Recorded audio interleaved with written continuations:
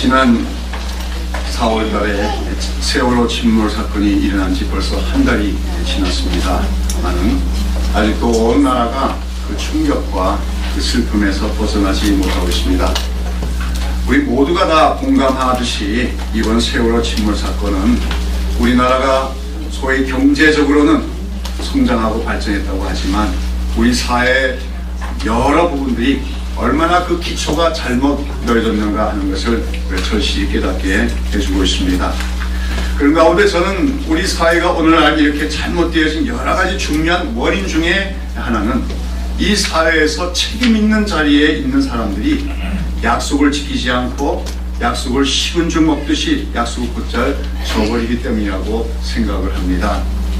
우리는 그동안 여러 차례 대통령 선거를 치르면서 이 나라의 대통령이 되겠다고 나선 사람들이 선거철만 되면 국민들에게 여러 가지 달콤한 공약들을 내세워 표를 받아서 당선이 되고는 대통령이 된 이후에는 또 이런저런 이유를 들어가면서 공약을 지키지 않는, 그래서 헛공약이 되고 마는 것을 우리는 너무나도 많이 보아왔고, 현재 지금 대통령 역시 대선 과정에서 수많은 공약들을 소위 남발하고 다짐했지만 그 대부분을 다 파기하고 있는 모습을 보고 있습니다.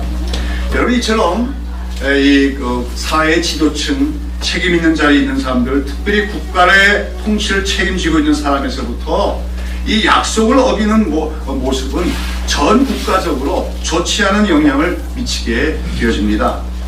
저는 이 정치란 어떤 면에서 큰 교육이다, 그렇게 생각을 합니다. 교육이라는 것이 학교에서 일어나는 거 아니죠.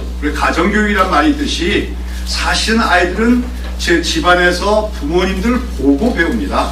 말로 안 가르쳐도 부모님들의 언행, 사람의 모습을 보고 배워가는 거예요. 어떻게 내 인생을 살 것인가, 중요한 교육이 가정에서 일어나고 있지요. 그리고 또 한 가지, 우리 모든 국민들과 우리 자라는 어린 자녀들은 특별히 이 사회의 어떤 풍토, 오늘 우리 그 사회 모습을 바라보면서도 학습을 하고 있다고 하는 것입니다. 그런 가운데 정치가 정직하고 진실하게 이루어지며, 특별히 통치자가 약속을 잘 지키면서 진실과 정직을 가장 큰 가치로 여기며 정치를 해나가면, 그런 기간이 계속 지속되어지면 알게 모르게 국가의 모든 기관에 종사하는 공무원이나 일반 국민들, 특별히 자라나는 학생들도 그 진실의 가치를 몸에 익히게 마련한 것입니다. 그러나 그 정치의 진실성과 진정성이 없고, 또 통치자라고 하는 사람이, 또는 책임 있는 자에 있는 사람들이 약속한 것을 다 저버리고 그 약속을 어기는 모습이 자꾸만 반복이 되다 보면 결국 이제 일반 국민들 사이에서는 진실보다는 거짓을 써서라도 뭡니까? 남을 이기고 내 이득을 취하는 것이 더 유익이다 하는 그런 생각을 다 하게 마련하고 하는 것입니다. 이번에 세월호 침몰 사건도 마찬가지입니다. 왜 세월호 선원들은 분명 그들이 있어야 될 그 자리를 버리고 자기들만 살려고 도망을 쳤습니까? 물론 여러 가지 이유가 있지요. 우리 사회의 팽배한 인명경시 사상이나 물질 숭배 사상도 지적할 수 있겠습니다만은, 더불어 저는 우리 사회가 약속을 지키지 않는 사회가 되어버렸기 때문이라고 생각을 합니다. 여러분, 한 배의 성장이 된다는 것은 그냥 돈벌이 하기 위한 것이 아니죠. 선장뿐만 아니라 일항사 또는 무슨 기관장, 그 모든 자리에는 그 배의 승선한 승객들의 안전을 지키며 생명을 보호할 책임이 있음이 그 직무 안에 포함이 되어 있고, 내가 그 직무를 맡는다는 것은 그걸 계약을 하는 거나 마찬가지죠. 그런 상황이 있을 때 나는 승객들을 안전을 지키고 생명을 보호하겠다고 약속하고 그 직업을 택하는 것이라고 할 수가 있는 것입니다. 그러나 그들은 그러한 것을 내팽개쳤습니다. 그 결과 그들은 승객들을 내팽개치고, 죽어가는 승객들을 내팽개치고 자기들만 살기 위해서 도망을 쳤다는 것이죠. 제가 단언하여 말할 수 있는 것은 이 일본의 그 사고 난 배의 선장이야 대부분 선원들이 구원파라고 하는 이단적인 종파, 그릇된 신앙을 가진 것도 문제지만, 제가 볼 때는 대부분 그들이 평소에 살아가면서 약속을 잘 지키지 않는 사람이었던 것이 분명할 것이다 저는 그렇게 단언해서 말할 수가 있습니다. 약속을 잘 지키지 않는 사람은 결정적인 시간이 되면은 자기 이익을 위해서 남을 희생시키시고라도 자기 이익을 추구할 수밖에 없습니다. 왜요? 약속을 지킨다는 것은 때때로 어떡합니까? 내가 손해를 봐야 될 때가 많지요. 그래서 성경에서 뭐라 합니까? 맹세를 함부로 하지 말라고 말합니다. 그러나 맹세를 하고 서약을 했으면 손해가 있을지라도 그 약속을 지키라고 하는 것이죠. 그만큼 약속이라고 하는 것은 쉽게 지켜지는 것만 아니에요. 내가 어느 정도 손해 볼 것을 알면서도 내가 말한 것이 있고 약속한 것을 지키고자 하는 것이 약속이라고 하는 것이죠. 그렇기 때문에 우리가 알아야 될 것은 오늘 우리 사회에서 약속을 지킬 줄 모르는 사람은 아무리 그 사람이 능력이 있더라 할지라도 가치가 없는 사람이라고 하는 것이에요. 반면에 약속을 잘 지킬 줄 아는 사람이야말로 어떤 면에서는 인간다운 인간이다, 사람다운 사람이다, 된 사람이다, 그렇게 얘기할 수가 있을 것입니다. 특별히 우리 그리스도인들은 약속한 것을 성실히 지킬 수 있는 사람들이 되어야만 합니다. 갈라디아서 5장에 보면 성령의 9가지 열매가 나오지요. 우리 그리스도인들이 성령을 쫓아 살아갈 때 어떡합니까? 우리 안에 맺혀지는 열매들, 인격적인 열매를 성령의 열매라고 하죠. 9가지가 나옵니다만은 그 중에 하나가 충성이라고 하는 것이 있어요. 근데 우리말 성경에는 이제 충성이라고 번역을 했습니다만은 원래 이것이 헬라어로는 피스티스입니다. 피스티스고 영어 성경에 보면 보통 faithfulness로 번역이 되어 있어요.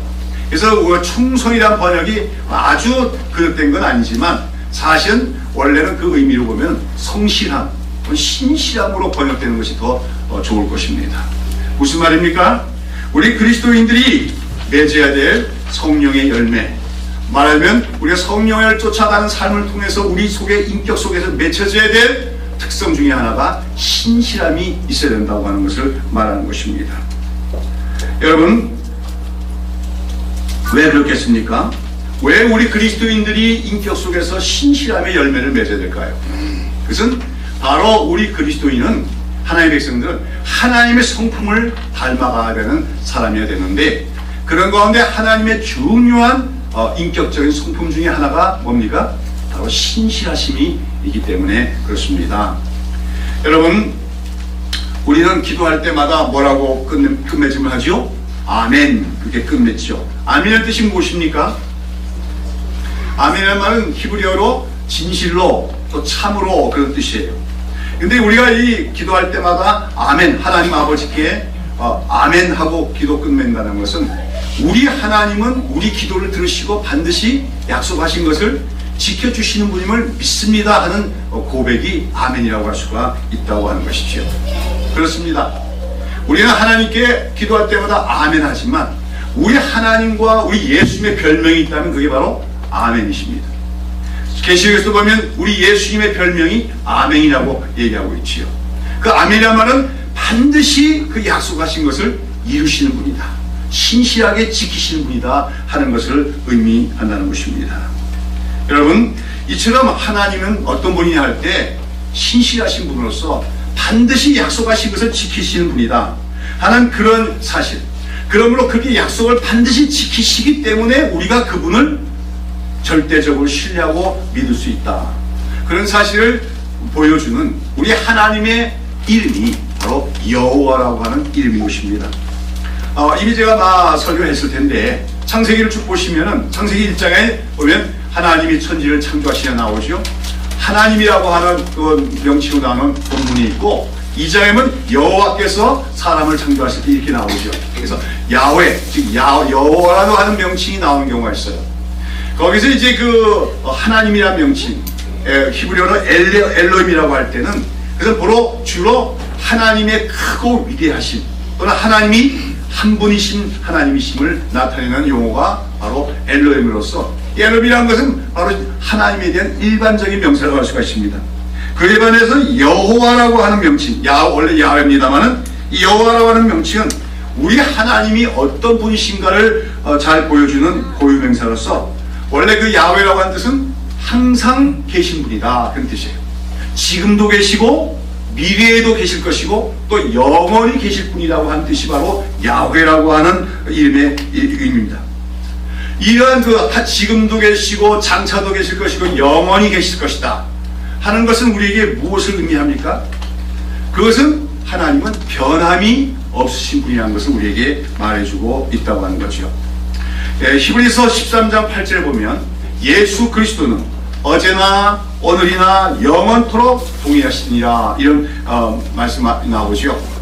여기서 예수 그리스도는 어제나 오늘이나 영원토록 동일하다. 이게 사실 이 구절이 어떻게 보면 구약 성경에 나오는 하나님의 명칭 여호와라고 하는 이름에 대한 하나의 풀이라고 할 수가 있습니다. 여호와라는 명칭의 의미가 바로 그런 것이라는 거죠. 여호와 하나님은 어떤 분이냐? 어제나 오늘이나 영원토록 항상 계시며 항상 동일하신 분이다 하는 거예요. 항상 동일하다고 하는 것은 뭘 의미합니까? 변함이 없다는 거예요. 변함이 없다는 건 뭡니까? 한 번 약속하신 것은 반드시 지키시고 만다는 것을 의미하게 되는 것입니다. 그래서 그 여호와라는 이름은 언약의 하나님의 이름으로 사용이 되는 것입니다. 하나님이 어떤 약속을 하시고 나는 여호와라 얘기하는 것은 뭐예요? 나는 어제도 있고 오늘도 있고 장차도 영원히 있을 것인데 어제나 오늘이나 영원토록 동의하기 때문에 내가 약속한 것은 반드시 이룬다, 지킨다 하는 의미에서 하나님의 이름이 여호와라고 불려진다는 것입니다. 여러분, 인간들은 영원하지 못합니다. 영원하지 못하더라도 또 항상 변하는 것이 인간입니다. 그렇기 때문에 약속을 잘 어깁니다. 어저께 이렇게 약속해놓고 오늘 와서는 그 약속을 어기거나 뒤집는 것이 많은 것이 뒤집는 것이 수많은 사람들의 모습입니다. 그러나 우리 하나님, 우리 여호와 하나님은 그런 인간들처럼 변덕이 심한 분이 아닙니다. 어제나 오늘이나 영원토록 동일하신 분으로서 반드시 그 약속하신 것을 지키시며 이루시는 분이라고 하는 것입니다. 그렇기 때문에 우리는 그 여호와 하나님을 신뢰할 수 있으며 의지할 수가 있다고 하는 것이죠.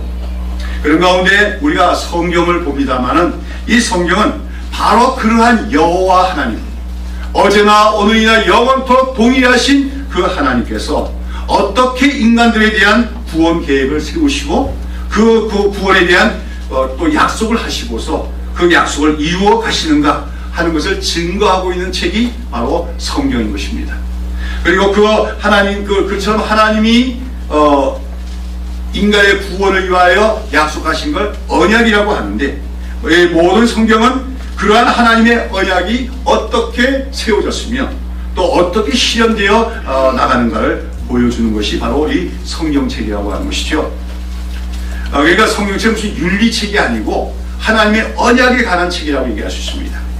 하나님의 언약이 어떠한 내용이며 그 언약이 어떻게 세워졌으며 하나님은 또 얼마나 신실하게 그 언약을 실현시켜 나가시는가 하는 것을 성경은 우리에게 말해주고 있다고 하는 것입니다.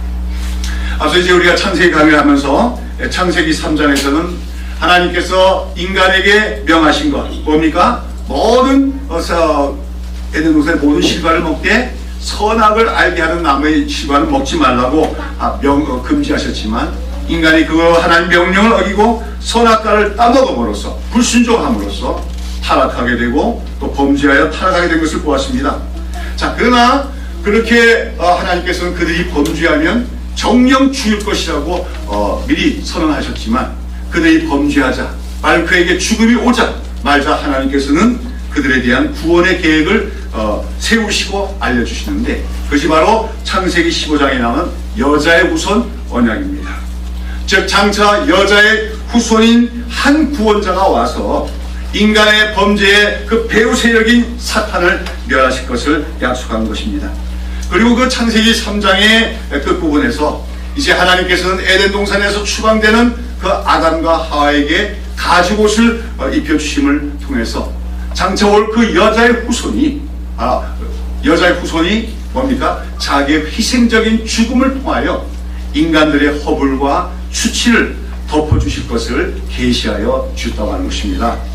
그리고 이제 그 이후에 이어지는 창세기 얘기들은 그런 여자의 후손 언약을 하나님께서 점점 더 구체화시켜 가시는 과정 속에서 아브라함이라고 하는 한 사람을 부르시고 그와 언약을 맺으시는 이야기가 계속 이어지게 되는 것입니다.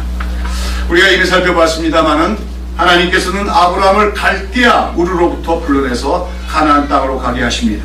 그리고 장차 그에게 하늘의 별처럼 또 바닷가의 모래처럼 많은 후손들을 주실 것과 그 후손들이 장차 가나안 땅을 기업으로 받게 되며 또 그 후손들과 아브라함의 씨를 통하여 이 땅의 모든 민족이 복을 받을 것, 즉 구원을 받게 되어 하실 것을 약속하시는데 이것을 우리가 아브라함 언약이라고 하는 것이죠. 그리고 이제 창세기 12장과 13장에도 보면 하나님께서 이 아브라함 언약을 아브라함 언약 안에 약속의 말씀을 거듭해서 말씀해 주십니다만 이제 오늘 우리가 살펴보는 창세기 15장에서는 그러한 하나님의 그 약속을 확실히 지키시겠다는 하나님의 의지의 표현으로서 이제 아브라함과 언약 예식을 행하시는 이야기가 나오고 있습니다. 지지난주에 우리는 창세기 15장 본문을 가지고 믿음으로 의롭다함을 얻은 아브라함이라고 하는 그 제목으로 함께 살펴보면서 아브라함이 어떻게 의롭다함을 얻어서 믿음의 조상이 되었는가에 대해서 함께 살펴보았지요. 아브라함은 하나님의 말씀을 따라 가나안 땅으로 이주해 왔습니다. 그런데 10수년이 지나도 자기의 소생이 안 생기자 약간은 실망의 시리에 빠져서 의기소침하게 되었습니다. 그래서 할 수 없이 자기 집의 하인인 다메섹 사람 엘리에셀을 자기의 양자로 삼아서 그에게 상속자로 삼으려고 합니다만 이때 하나님께서는 그러한 아브라함에게 말씀하시면서 그에게 반드시 그의 소생으로 그의 몸에서 날 후손으로 그 약속을 이어나가실 것을 제안하십니다. 그래서 하나님께서는 장막 안에서 의기소침하여 웅크리고 있던 아브라함을 장막 밖으로 인도하여 주시고 어떻게 합니까? 밤하늘에 떠있는 그 수많은 별들을 바라보게 하시면서 그 묵별들처럼 수많은 후손들을 그에게 주시겠다고 다시 말씀을 하시는 것이죠. 자, 그리고 이런 하나님의 말씀에 대해서 아브라함이 어떻게 반응합니까? 15장 6절에 보면 아브라함이 그런 하나님의 약속의 말씀을 듣고 하나님을 믿었다고 했습니다. 그러자 하나님께서는 그처럼 하나님의 말씀을 듣고 그대로 이루어질 것을 믿으며 하나님을 신뢰한 아브라함을 어떻게 인정해 주셨다고요? 의롭다고 인정해 주셨다 하는 것이 6절의 말씀입니다.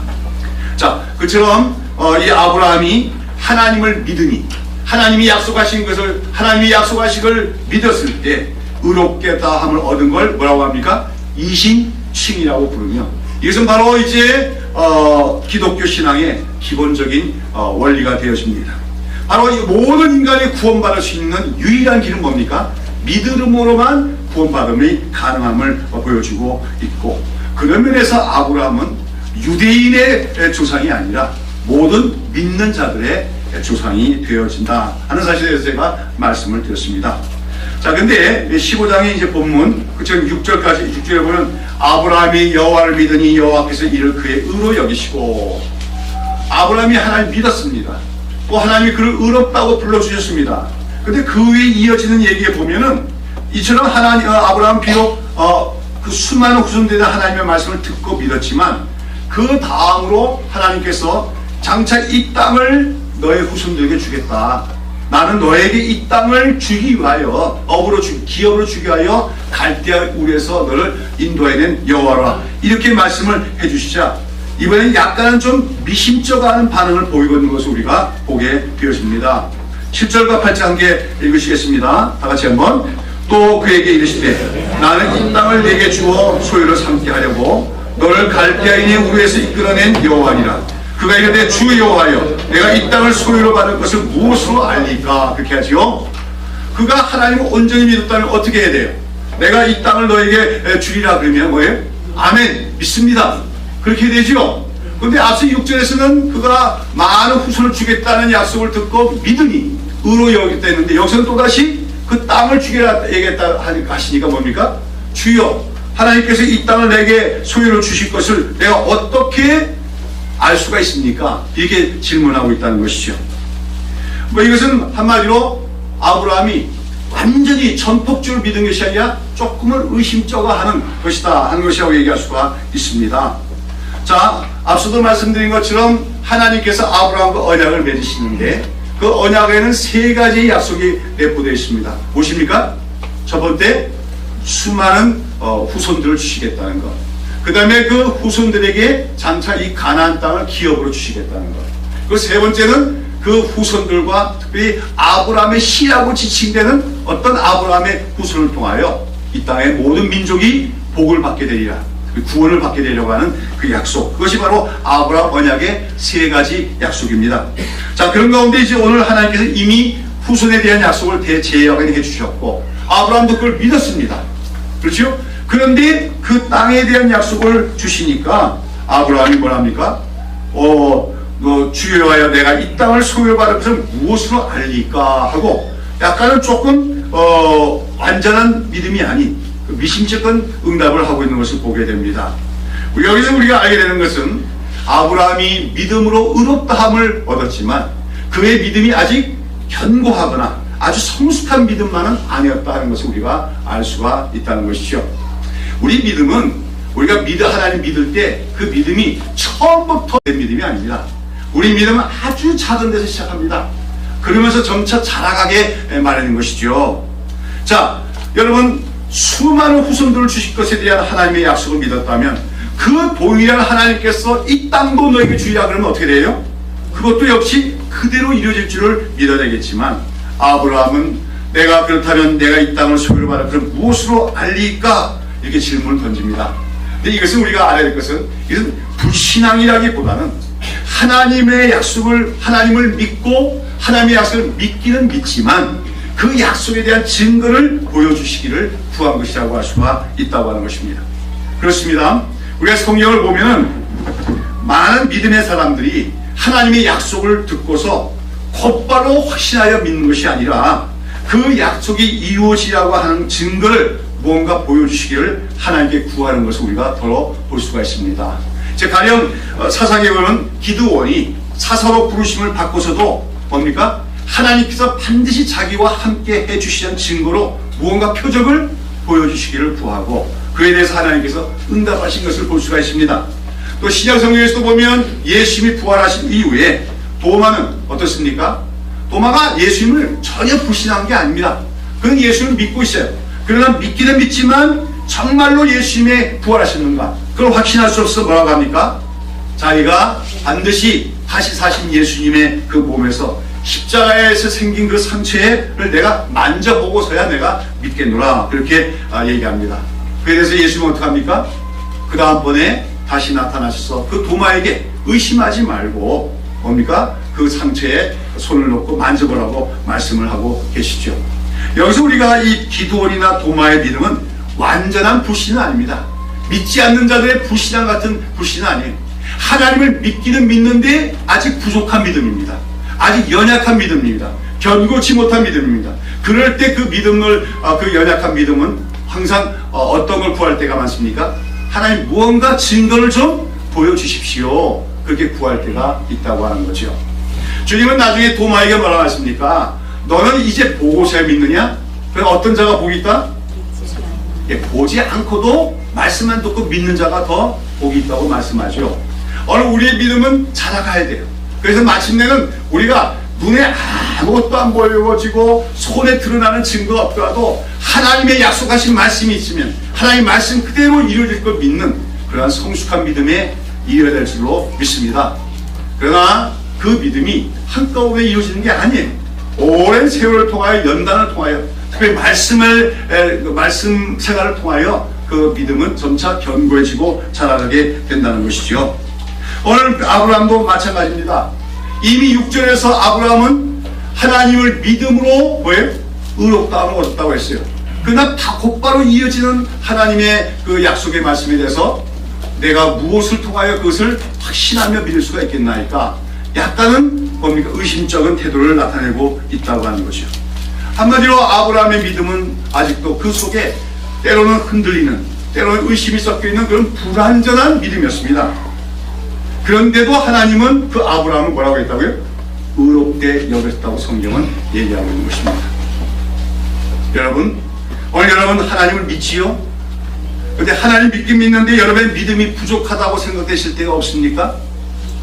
여러분이 하나님 믿고 있는 것은 분명한데 살아가다가 이런저런 일이 생기면 하나님의 말씀에 대한 의심이 들 때도 있습니까? 너무 걱정하지 마십시오. 믿음의 조상이라고 하는 아브라함도 그럴 때가 있었어요. 믿음의 조상이라고 하는 아브라함도 그런 불완전한 믿음을 가지고 있는데도 불구하고 하나님이 그를 의롭다고 불렀음을 기억하시기를 바랍니다. 여러분이 뭐 견고하고 완벽한 믿음을 가져야 하나님이 여러분을 의롭다고 부르시는 것이 아니라 때로는 살아가면서 흔들리고 또는 의심이 들고 해도 그래도 하나님 나는 믿습니다 할 때 그런 믿음을 보시고도 우리를 이미 의롭다고 불러주신 것을 믿으시기를 바랍니다.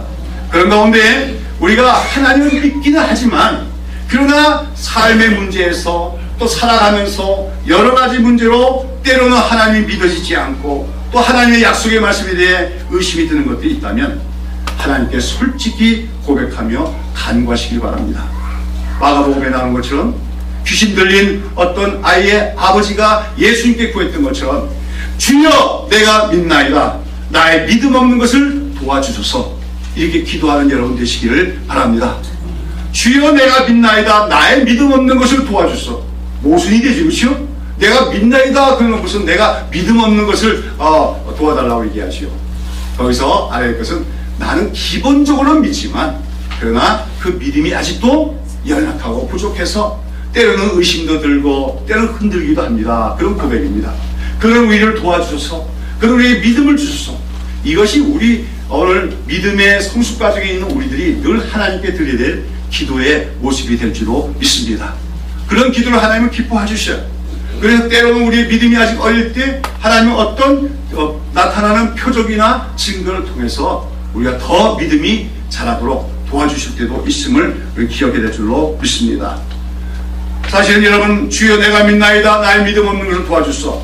이 기도는 어떻게 보면 솔직한 기도고 사실은 하나님께서 기뻐하시는 기도예요. 왜냐하면 그 기도는 하나님을 의심하려고 하는 것이 아니라 하나님을 더 믿고자 하지만 믿어지지 않는 자기가 안타까워서 하나님께 부르시는 몸부림임을 하나님은 아시기 때문에 오히려 기뻐하시고 거기에 대한 그 사람 수준에 맞는 응답을 해주심을 우리가 알아야 될 줄로 믿습니다.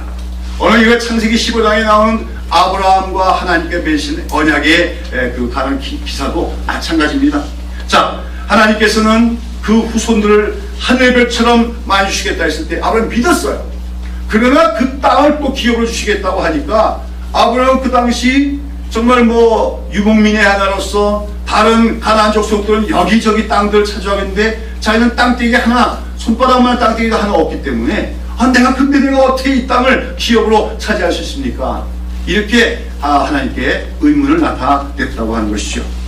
그러자 그런 아브라함의 의문에 대해서 그런 흔들리는 믿음에 대해서 하나님은 그가 구하는 증거를 보여주시기 위하여 오늘 말씀하고 계신 것입니다. 자, 9절과 10절 한번 보십니다. 여호와께서 그에게 이르시되 나를 위하여 3년 된 암소와 3년 된 암염소와 3년 된 수량과 산비둘기와 집비둘기 새끼를 가져올지니라. 아브라함이 이 모든 것을 가져다 중간을 쪼개고 그 쪼갠 것을 마주 대어 놓고 그새는 쪼개지 아니하였다 했습니다. 이것은 이제 하나님께서 그처럼 하나님을 믿기는 믿지만 온전히 믿지 못하는 그 아브라함을 위하여 이제 하나의 가시적인 눈에 보이는 언약의식을 행하시겠다고 하신 것을 의미합니다. 이 이스라엘의 이 성경의 배경이 되는 고대 근동 지방에서는 흔히 이제 사람들끼리 언약을 맺을 때 행하는 언약의식이 있었는데 이제 하나님께서는 그런 인간들 사이에서 행하는 그 언약의 관습을 따라서 지금 아브라함과 언약 예식을 행하고자 하시는 것입니다. 자, 여기 보면 하나님께서 아브라함에게 뭐예요? 3년 된 암소, 3년 된 암염소, 3년 된 수량과 산비둘기와 집비둘기 새끼를 가져오게 하셨고 아브라함이 그것을 2개로 짜오겠다는 것은 하나님께서 그렇게 지시한 것을 의미하죠. 근데 이제 그 산비둘기와 집비둘기는 새끼는 쪼개지 않았다고 하는 것은 여기서 이제 염소와 소들은 크지만 이것들은 체구가 작기 때문에 잘라도 효과가 없어서 그냥 그대로 내버리는 것을 의미한다고 얘기할 수 있겠죠. 자, 그런데 여기서 왜 이제 하나님께서 아브라함과 표징적인 그 가시적인 언약 예식을 치르면서 짐승을 죽여서 둘로 쪼개라고 하십니까?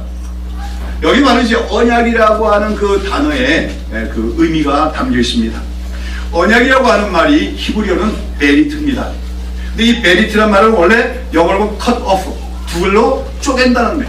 쪼갠다는 말이 바로 언약이라고 하는 말이죠. 쪼갠다는 건 뭘까요? 죽는다는 말입니다. 그래서 성경에 그런 표현 나올 거예요. 내가 너를 쪼개리라. 그 말이 뭡니까? 칼로 둘로 쪼개는 걸 얘기하면 죽인다는 표현을 쪼갠다 이렇게 표현을 해요. 여러분 오늘 누구 죽이고 싶으면 내가 너 쪼갤 거야 이렇게 말하면 되는 건데 그런 말 할 사람 없겠지요. 근데 성경에는 하여간 쪼갠다는 말이 죽인다는 말입니다. 근데 그 말이 베리트란 말이죠. 근데 언약이 바로 그런 쪼갠다고 하는 의미를 갖고 있다는 건 뭡니까? 언약이라고 하는 것은 뭐냐? 그 언약은 반드시 지켜줘야 하는 것으로 만약에 그 언약을 깨뜨리는 자는 어떻게 된다? 쪼개져야 된다. 죽어야 된다는 것을 의미하는 것이 언약이란 말의 의미입니다. 제가 서두에서도 말씀을 드렸습니다만 오늘날 우리 사회가 너무 이렇게 무질서하고 혼란스러운 사회가 된 것은 약속을 쉽게 저버리는 사회가 되었기 때문이라고 얘기할 수가 있다는 겁니다. 그 결과 부부들 간에 결혼식을 하면서 결혼식이 언약 예식 아닙니까? 쉽게 헤어지고 맙니다. 그 다음에 국민과 국가 사이에 맺어진 언약, 통치자와 국민 사이에 맺은 언약도 가볍게 여기는 사람들이 적지 않습니다. 그러나 우리가 알기로는 고대 사회에서는 언약이라고 하는 것은 매우 엄중한 것이어서 그것을 깨뜨리는 사람에게는 죽음을 의미하는 것이 바로 언약이라고 하는 단어의 그 의미였다고 하는 것이죠.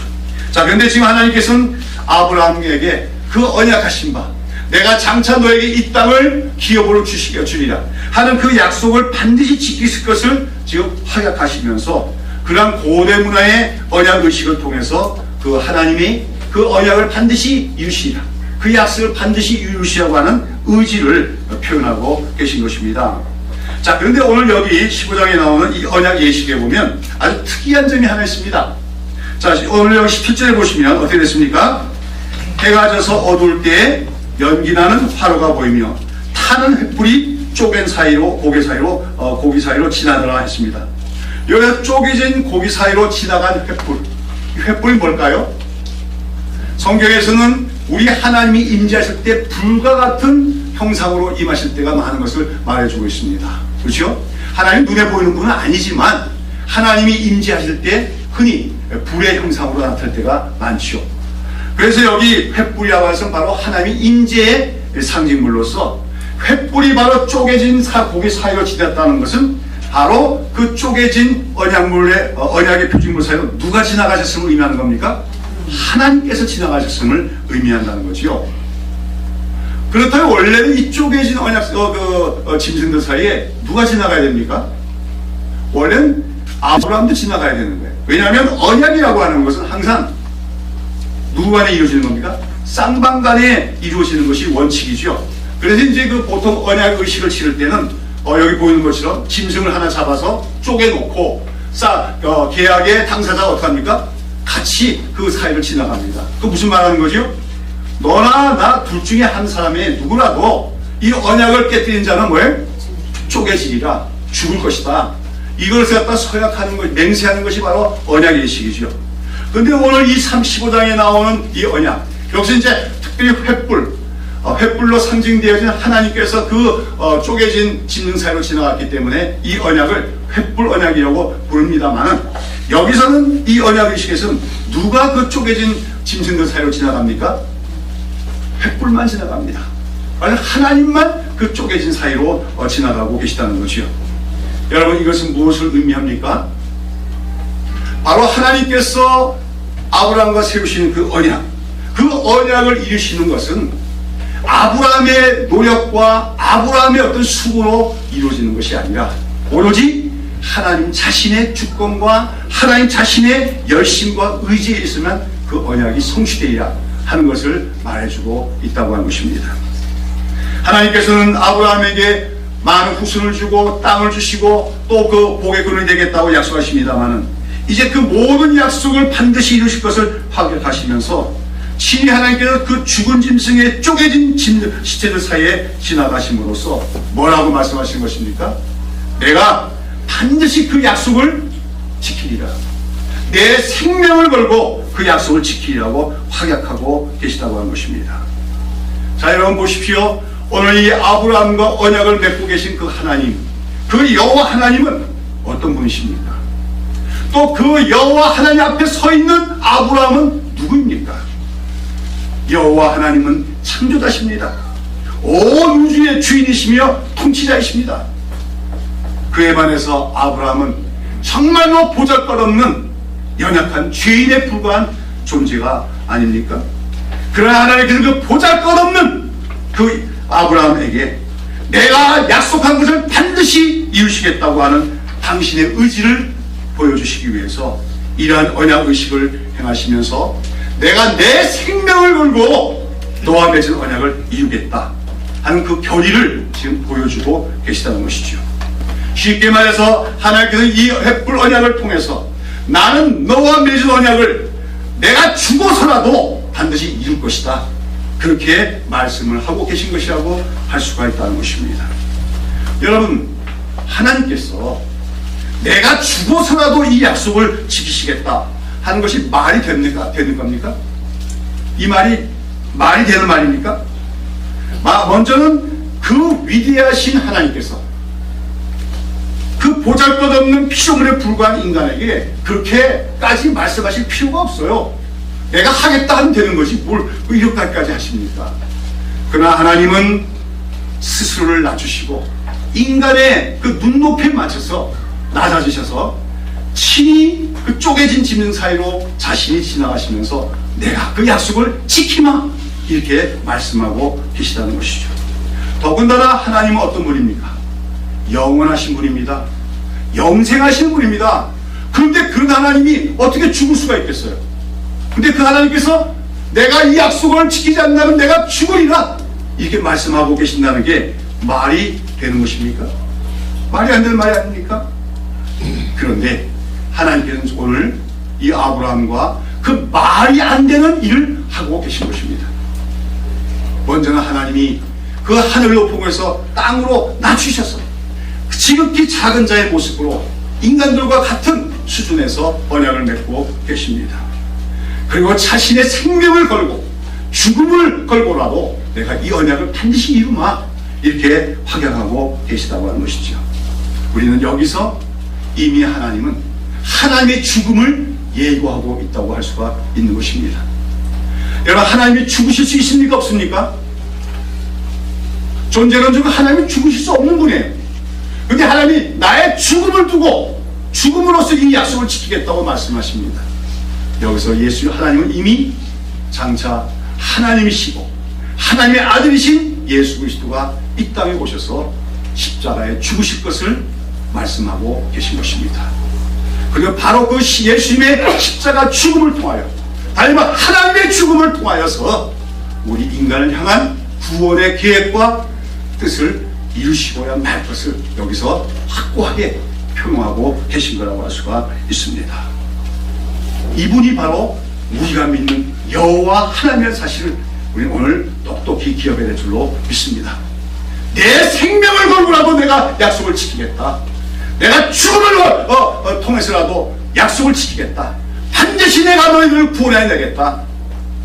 약속하신 분이 우리의 하나님이시고, 그런 하나님의 확고한 의지를 따라서 이 땅에 오신 분이 예수 그리스도고, 십자가에 죽으신 분이 예수 그리스도고, 그 예수 그리스도의 십자가를 통하여, 죽음을 통하여 우리는 아브라함의 언약에 참여하게 되고, 아브라함의 언약을 따라서 우리는 구원을 받게 되는 것임을 기억해야 될 줄로 믿습니다.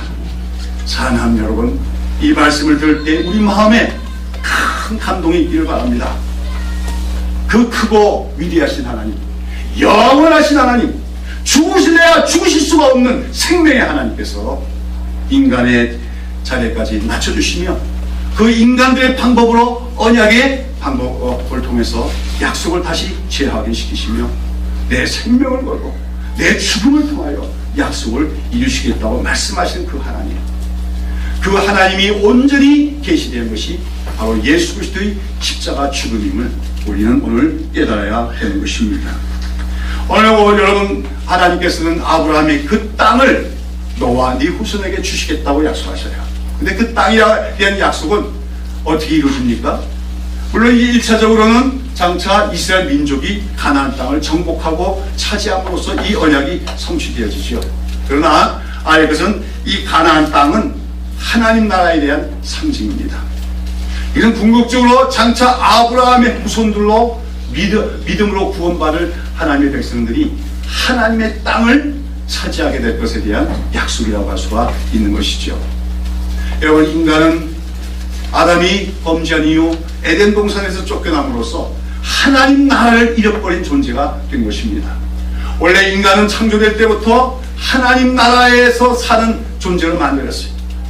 그리고 그 하나님 나라에서 하나님의 형상으로 하나님의 대리적인 통치자로 만물을 다스리며 사는 것이 원래 인간의 존재 위치입니다.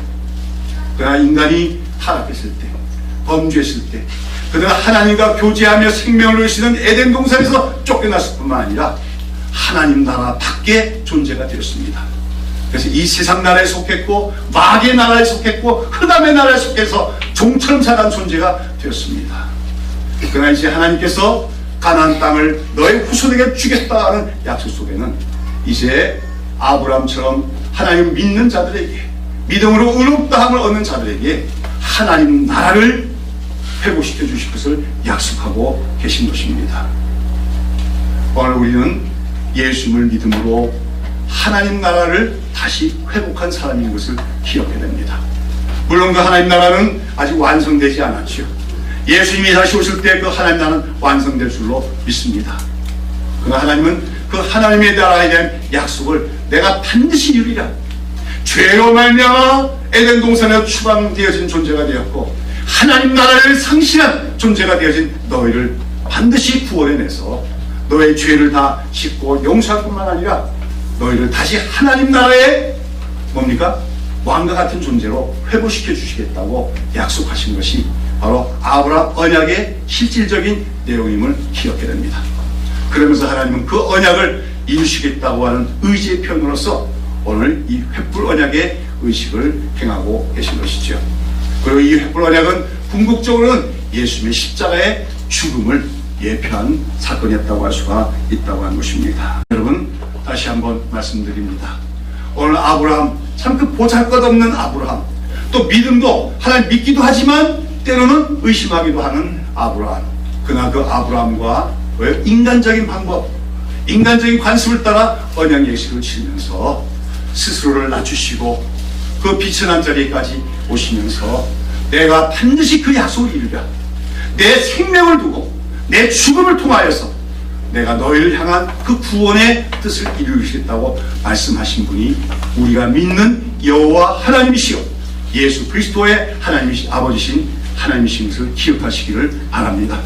그리고 그 횃불 언약에서 나타난 하나님의 의지를 실현시키기 위해서 장차는 궁극적으로는 예수 그리스도가 이 땅에 오셨고 십자가에 죽으셨고 그것을 통하여 우리의 죄를 사하시고 우리에게 하나님 나라를 주셨음을 오늘도 기억하는 우리가 되어야 될 줄로 믿습니다.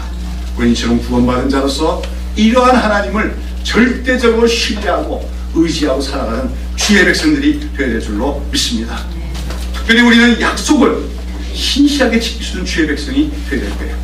우리 하나님이 이처럼 약속을 어떻게 하면 반드시 지키는 분인 것처럼 우리도 하나님과 약속한 것이면 반드시 지키고 인간별 관계에서도 약속한 것을 반드시 지킬 줄 아는 신실한 주의 백성이 되어야 될 줄로 믿습니다. 오늘도 우리는 다시 한번 이 횃불 언약을 통하여 반드시 내가 너희를 구원하여 내리라. 반드시 너에게 하나님 나라를 회복시켜 주시라고 약속하시는 그 하나님의 그 열심 앞에서 우리 하나님을 찬양하며 감사하는 주의 백성들이 다 될 수 있기를 예수님의 이름으로 축원합니다. 기도하십니다.